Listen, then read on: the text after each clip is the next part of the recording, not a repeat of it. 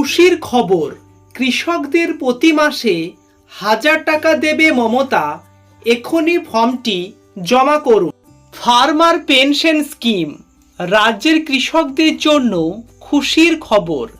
কৃষকরা এবার প্রতি মাসে 1000 টাকা করে ভাতা পেয়ে যাবেন। কেন্দ্র এবং রাজ্য সরকার কৃষকদের কথা মাথায় রেখে কৃষকদের স্বার্থে নানা জনমুখী প্রকল্প চালু করছে। যেমন কেন্দ্রীয় সরকার প্রধানমন্ত্রী কিষাণ সম্মান নিধি প্রকল্পের মাধ্যমে বছরে 3টি কিস্তিতে টোটাল 6000 টাকা দিচ্ছে এবং গত মাসেই এবারের 17তম কিস্তির টাকা সকলেই পেয়ে গিয়েছেন। এছাড়াও রাজ্য সরকারের কৃষক বন্ধু, বাংলা শস্য বীমা, এছাড়াও অন্যান্য অনেক হিতকর প্রকল্পের মধ্যে ফার্মার পেনশন স্কিম এবার কৃষকরা মাসে মাসে 1000 টাকা করে পেতে চলেছেন। সো দর্শক বন্ধুরা, কারা কারা পাবেন, জমি কত থাকতে হবে, বয়স কত হতে হবে তবে এই 1000 টাকা ভাতাটি পাবেন, ছেলে না মেয়েরা এই ভাতাটি পাবে, লাস্ট পর্যন্ত ভিডিওটির সঙ্গে যুক্ত থাকবেন। ফার্স্ট টাইম যারা ভিজিট করেছেন এরকম নিত্য নতুন আপডেটেড ভিডিও ফ্রিতে রেগুলার পেতে চাইলে নিচের দিকে লাল রঙের সাবস্ক্রাইব বাটনটি ক্লিক করে একটি লাইক করে দেবেন। চলুন ডিটেলসে দেখে নেওয়া যাক।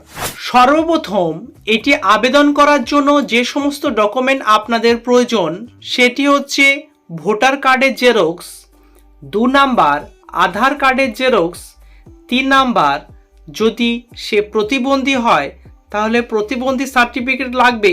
কেনই বা লাগছে, প্রতিবন্ধীদের ক্ষেত্রে বয়সই বা কত লাগবে, এই ভিডিওটিতে আপনাদের আলোচনা করে দেব। তাছাড়াও আপনি যদি প্রতিবন্ধী বা হ্যান্ডিক্যাপ না হন তাও আপনি এটি আবেদন করার সুযোগ পাবেন। 4 নাম্বার হচ্ছে কাস্ট সার্টিফিকেটের জেরক্স, অর্থাৎ আপনার কাছে এসসি, এসটি বা ওবিসি কাস্ট সার্টিফিকেট থাকে তবেও আপনি সুযোগ পাবেন। 5 নাম্বার হচ্ছে জমির রেকর্ড এর জেরক্স, এবং কত জমি থাকতে হবে ভিডিওর সঙ্গে যুক্ত থাকুন, পুরো ডিটেলস আলোচনা করে দেবো। এবং সর্বশেষ 6 নাম্বার হচ্ছে ব্যাংক অ্যাকাউন্টের জেরক্স। এবার আমরা এক নজরে দেখে নেব কত টাকা দেবে সরকার। এই কৃষক ভাতা প্রকল্প কৃষকদের প্রতি মাসে 1000 টাকা করে ভাতা দেওয়া হবে।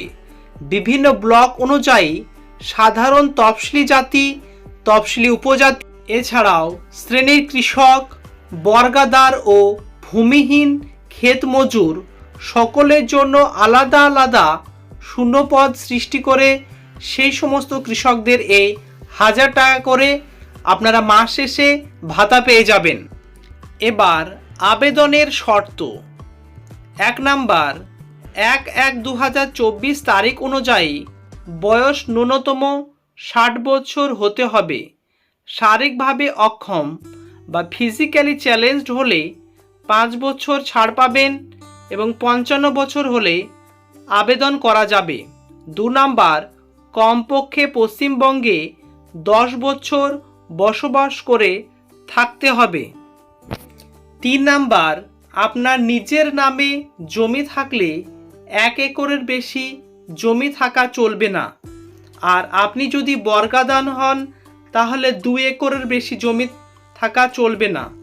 অর্থাৎ আপনার নিজস্ব জমি যদি 1 একরের বেশি থাকে তাহলে এই ভাতাটি আপনি পাবেন না। আর আপনি যদি বর্গাদার হন তাহলে 2 একরের কম জমি থাকতে হবে। এছাড়াও ভূমিহীন ক্ষেত মজুর যারা, তারাও আবেদন করতে পারবে, অর্থাৎ জমি না থাকলেও আবেদন করা যাবে। 4 নাম্বার জীবন ধারণের জন্য অন্য কোনো সংস্থান নেই কিংবা নিকট আত্মীয় কেউ দেখভাল করেন না, তারাও আপনারা নির্দিষ্ট সংস্থানে জানিয়ে এই ভাতার টাকাটি মাস শেষে ক্রেডিট করে নিতে পারবেন অ্যাকাউন্টে। 5ম, রাজ্য সরকার এবং কেন্দ্রীয় সরকার অথবা তাদের দ্বারা পরিচালিত পোষিত কোনো সংস্থা থেকে কোনো প্রকার ভাতা বা আর্থিক সাহায্য পান না তাহলে আবেদন করতে পারবেন।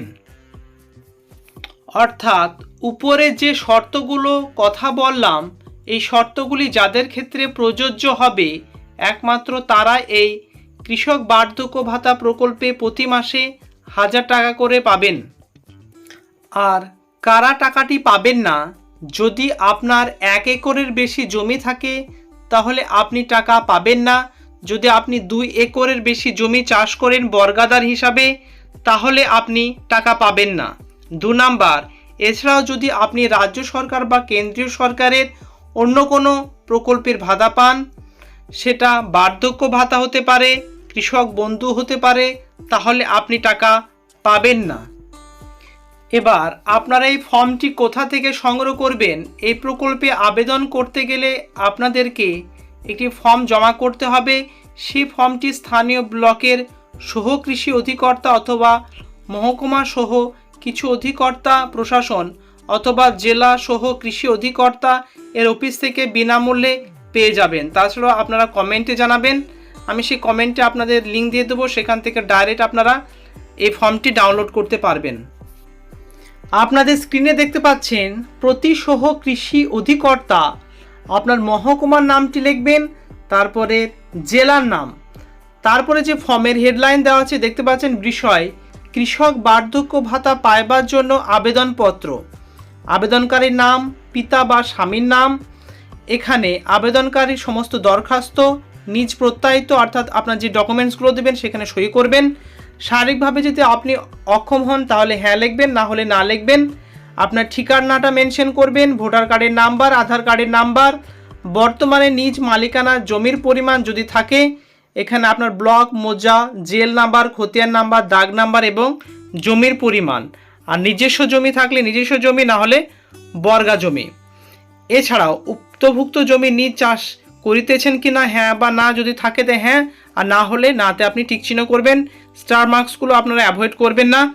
এখানে পরবর্তী পেজে দেখতে পাচ্ছেন বিভিন্ন রকম, আপনারা এটি আমি ডেসক্রিপশন লিঙ্ক দিয়ে দেবো, সেখান থেকে ডাইরেক্ট আপনারা ডাউনলোড করে নিতে পারবেন। এবং সেখানে এটি আবেদনটি ফর্ম ফিল আপ করার পরে আবেদনকারী পূর্ণ স্বাক্ষর এবং টিপস সই দেবেন। তাছাড়াও এখানে অধিকর্তাদের ফর্মটি ফিল আপ করার পরে আপনার কোথায় জমা করতে হবে সেটিও আপনাদের আমি এই ভিডিওটিতে আপনাদের জানিয়ে দেব। দর্শক বন্ধুরা, ভালো লাগলে একটি লাইক করে দেবেন।